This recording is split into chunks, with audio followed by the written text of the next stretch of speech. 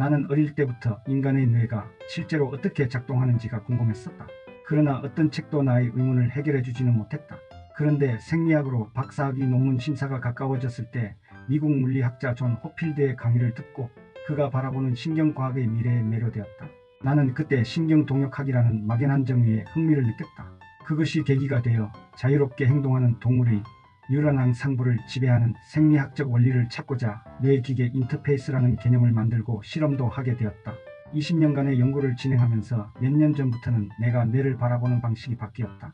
뇌가 어떤 특별한 형태의 바다처럼 느껴진 것이다.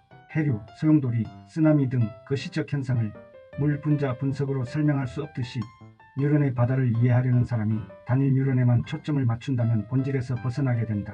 뇌에 대한 새로운 비유를 말하다 보니 생각에 대한 최근의 내 발견 중 일부가 학생들과 내가 포유류 내의 동역학 패턴 깊숙한 곳에 숨은 신화적 괴물을 발견했던 순간과 함께 시작되었던 것은 참으로 적절했다는 생각이 든다.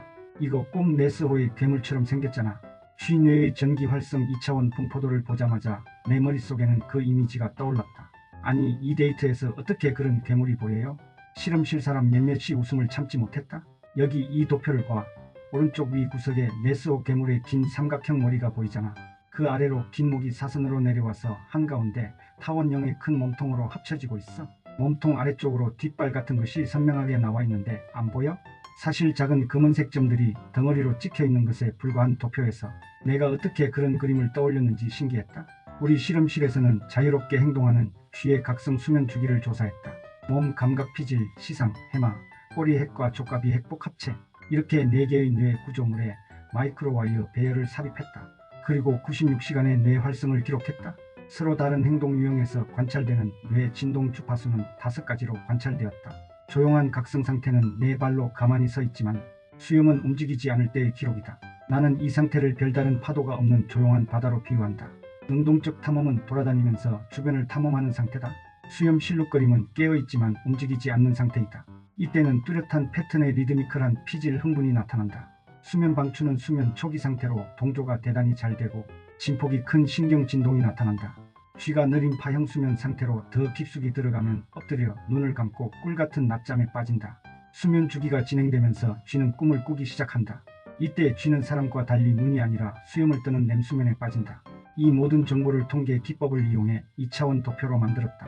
그리고 그 값들을 X, Y 상태 공간 그래프로 옮겨 그렸다.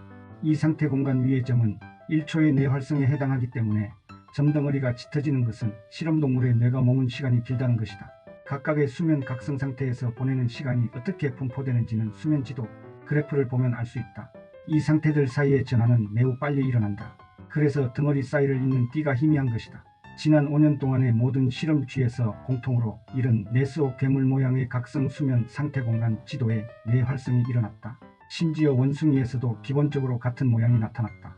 그러므로 인간 뇌에서도 마찬가지로 네스호 괴물의 모습을 보게 될 것이다. 네스호 괴물 상태 공간은 전체적인 뇌 동역학 그리고 이 동역학이 뇌의 가용 에너지에 의해 결정되는 방식으로 묘사하고 있다. 상대론적 뇌 가설에 따르면 어느 한 시점에 말초에서 유입된 신호와 뇌 내부의 동역학적 상태가 충돌하면서 세상에 대한 지각을 형성하는 전기 활성의 패턴이 만들어진다. 그리고 이 뇌 내부 동역학 속에는 삶의 경험으로 수많은 기억이 축적되어 있다. 또한 상대론적 뇌 가설에서는 유입되는 신호가 전뇌에 도달하기도 전에 동물의 기억은 미리 대뇌 피질과 전뇌의 예상 신호의 발생을 지시하기 때문에 감각 신호의 유입 전에 이미 그 존재를 느낀다. 나는 이 두 신호 사이의 일치와 불일치가 우리가 인식하는 실제로 나타난다고 믿는다. 결국 절대적인 진실이란 존재하지 않는다는 것이다. 하지만 네스호 상태 공간은 수많은 동역학적 상태 중 단지 일부에 불과하다. 아직 구별하지 못한 상태 공간에 대한 정보는 앞으로 더 실험과 분석이 필요한 부분이다. 이 시점에서 내가 지난 몇 년간 이런 시공간적 충돌, 뇌의 에너지 제약, 그리고 뇌를 신경시간의 파도로 둘러싸인 전기의 바다로 표현한 나의 비유를 시각화한 그래픽 모델을 소개해야 할 것 같다. 이 그래픽 표상을 나는 실과 구슬 모델이라 부른다. 호리실은 뇌가 각성 수면 주기 동안에 올라타는 역동적인 전기 활성의 롤러코스터 궤도다. 구슬은 피질 뉴런의 커다란 집합체를 상징한다. 구슬의 총부피는 일정하지만 형태는 상당한 변화가 생길 것이다. 예를 들어 조용한 각성 상태에서는 구슬의 표면이 매끈하고 반대로 느린 파형 수면 상태에서는 일그러지면서 표면, 여기저기가 뾰족뾰족하게 솟아오르고 해류의 바닥이 드러날 것이다. 이런 변화는 움직이는 동안 뉴런 집단의 활성을 3차원으로 나타내기 때문이다. 여기에 자극이 유입되면 뉴런 집단의 흥분 정도는 색상 크기로 나타낸다. 어두운 회색은 평균보다 아주 높고 밝은 회색은 아주 낮음을 나타낸다. 이 모델에서는 각각의 실험동물 상태에 따라 외부 유입 자극에 대한 흥분 빈도가 어떻게 변화하는지를 알 수 있다. 뉴런 흥분에 가해지는 제약과 뉴런의 행동 방식을 신경항 상불과 상호작용하는 뉴런에 적용해 보면 두 가지 연관되는 신경생리학적 원리가 도출된다. 신경앙상불 흥분 보존의 원리와 뉴런 집단 효과의 원리가 그것이다.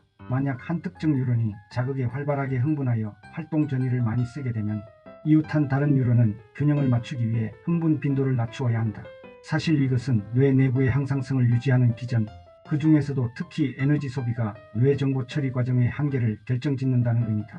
만약 이 두 양 사이에 수학적 관계가 존재한다면 그것을 찾아내는 일은 현대 신경과학의 중요한 돌파구가 될 것이다.